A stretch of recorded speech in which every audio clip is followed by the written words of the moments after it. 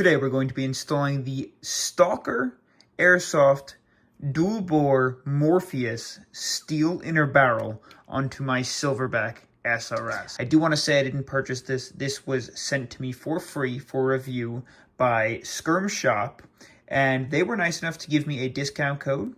If you click the link in the description or the link up here and use my code STUPIDAIRSOFT, it's 5% off your entire order for any of your crazy sniper airsoft upgrades out there. I do also want to say this is a 303mm inner barrel, and that's just because of the setup that I have going on here. It has to be able to sit on the inside without peeking out the end of the suppressor. And also during this install, it may be a little bit different than the one that you have, just because on the inside of mine, I already have the Stalker Kraken hop unit. Pistons in there as well. But that's the Scorpion.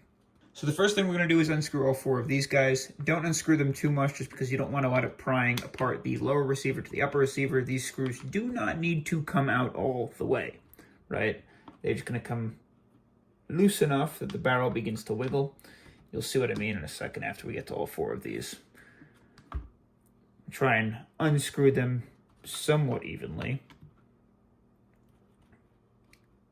And we'll just go ahead and test to see if we're on the looser side. We are. And all we have to do now is head to the opposite side. And you see where this guy says lock and unlock? Twist that line to the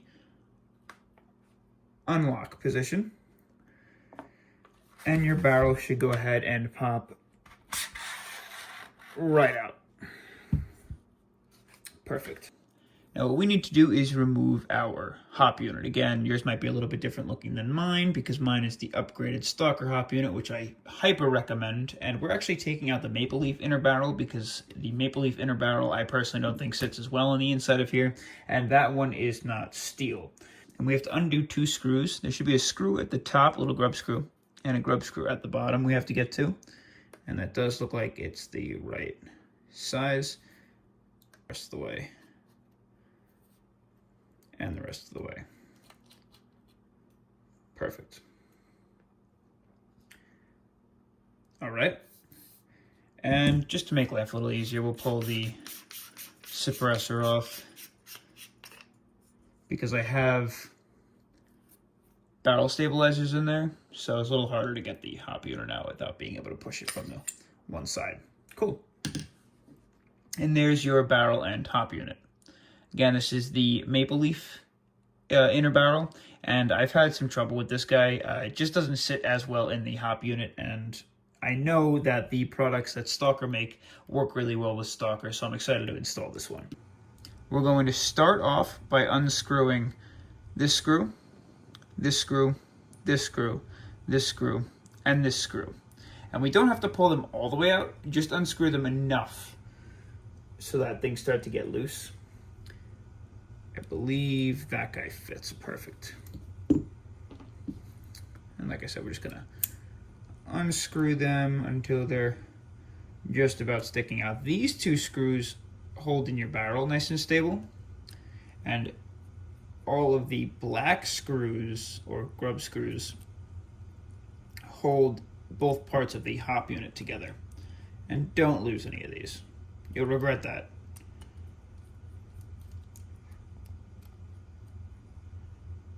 Okay. Now, this is under spring tension, so be very careful when you do separate them. We're going to slowly push this apart. You'll see this guy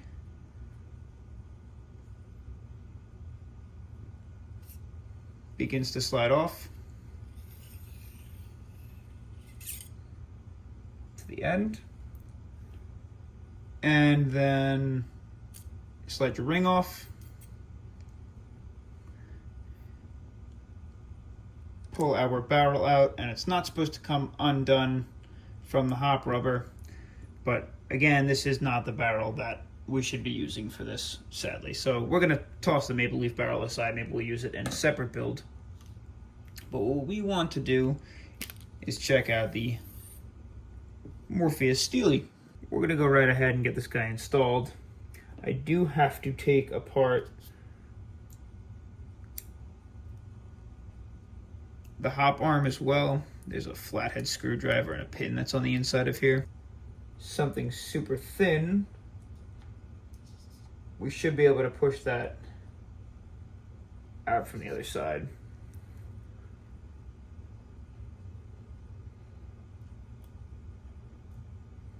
Cool. All right. Boom. And our spring. So to set ourselves up, we're first going to take our hop rubber and make sure that that concave is at the opening of the barrel. Perfect. We're going to take that little concave piece, that little hop nub part of the inside of the hop rubber, and make sure it's facing the opening at the top of the hop up base. And those two arms on the hop rubber slide nice and smooth into the hop unit, just like that. Perfect. And there should be almost no wiggling. There's already a much tighter fit than the maple leaf was. Now what we're going to do is take our hop dial. Now these guys are already lubricated, but you're going to want to lubricate any of the parts on the inside, like the O-rings and stuff, and parts where they slide on, so there's minimal friction. And you want to line this up so that it's at the 4. You see how the 4 has a little notch on it? And there's a notch right there. That's how you know there's no hop engaged. Next, we're going to take our outer cover, slide that guy on down the row. And again, that opening where you can see the hop rubber should slide on just like that. Next, we're going to take a screwdriver and we're going to attack all of the screws on the outside. Don't screw these in too tight. These guys are the ones that hold your barrel in place. And we're going to start to attack these guys as well. Just hand tighten them. When they stop, give it millimeters of extra tension, and that's all. Perfect. Cool. All right. Next, you'll notice I'm using the S1 arm. All we're going to do is take our spring, place that guy into that little ring. I recommend using a little lubrication in there. It helps hold it in place. We're going to take our S1 arm, slide that guy under the hop dial, and then onto the spring. And then we're going to take our pin and just push that guy into the back like we had it before. And again, it shouldn't take any force at all. Now just grab that tiny little flathead and screw it in the rest of the way. Perfect. And you should know everything works really well when the dial can rotate and there's some spring tension on your S1 hop arm. Just take that O-ring that came from the outside of the barrel and slide that guy on down. Now, if you remember correctly, we have that little buffer on the end of our inner barrel, just to make things a little easier to slide around. I'm going to take some super lube. I'm actually going to, weirdly enough, lubricate the outside of our barrel, just so it slides down there nice and easily, and we don't risk bending it. It is steel, so it's strong. But keep in mind, these barrels aren't meant to take abuse. They're meant to sit inside of a chamber and just chill out. Now let's take our outer barrel. We're going to slide our hop unit into place with the 2 holes at the top and the single hole at the bottom. And you want to get this little notch. See that like steel rectangle with the notch in it? Visible at that screw hole. Be careful, we gotta feed it through there. Perfect. Now we're talking. Boom. And you see how that's visible? Now you should see the same thing at the other side. We're going to grab those two grub screws that we had in the beginning.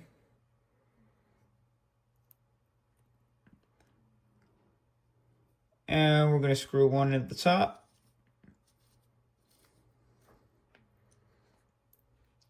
And we're going to screw the other in at the bottom.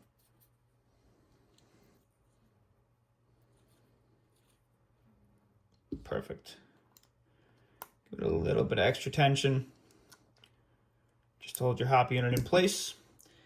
And just make sure that your hop dial is able to move. And it is. Next, we're just going to reinstall it into the SRS.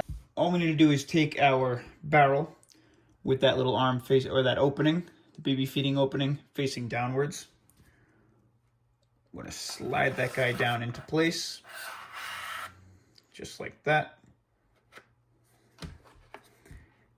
We'll pull this guy back and just seat it over the BB feeding tube. I'm going to take our Allen key, flip the SRS around, and we have to lock it now with that screw. That keeps your barrel in place, but it'll still be a little wiggly. Bring your bolt forward, and then start to lock these guys down into place. Again, not too tight. Evenly screw them in until they gain a little tension, and then we'll go back through. You can do this like 2 or 3 times, and don't overscrew them to where they start to warp the receiver. It's important that you get these guys tight, but not too tight, and even amount of tension. Then after this, we'll check the air seal.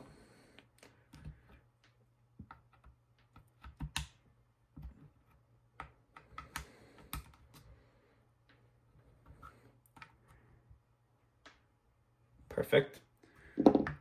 Cool. Finger over the trigger, or over the nozzle.